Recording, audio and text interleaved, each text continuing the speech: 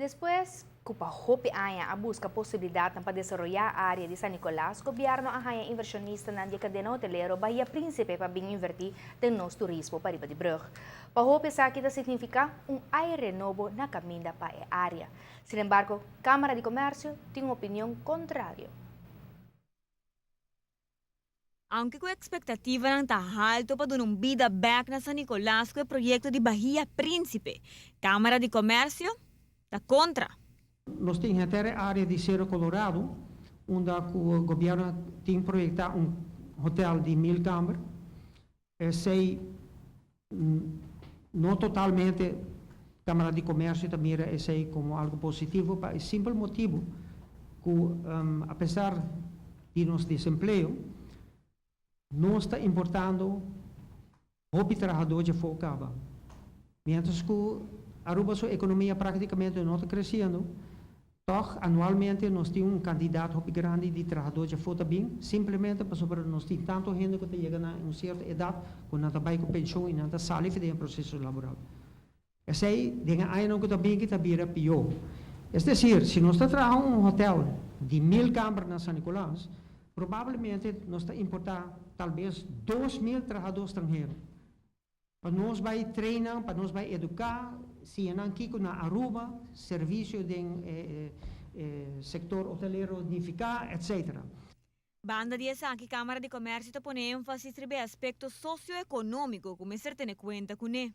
Nós mesmo aqui aspecto socioeconômico. Na momento aqui,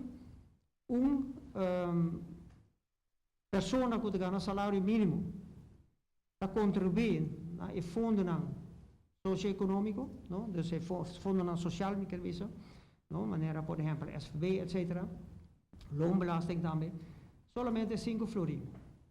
Para Kiko, para sobre o governo, algum ano passado, introduzir tular, não? De reparação para esse não que salário bom. Então, está bom intencional, mas a consequência está assim que nós está sacando placa banda, mientras que parte de dieta dentro da outra banda. Em todo caso, nós mesmo temos na conta que cada pessoa que dentro de fora, que também aqui, que praticamente não está contribuindo nos fundos social e médico, por exemplo, também, mas se tem gasto de 3.500 florins para pessoa, para ano, de gasto médico só acaba. Câmara de Comércio tem outro pensamento sobre aspecto aqui hotel de área de San Nicolás não está louco não está boga pé.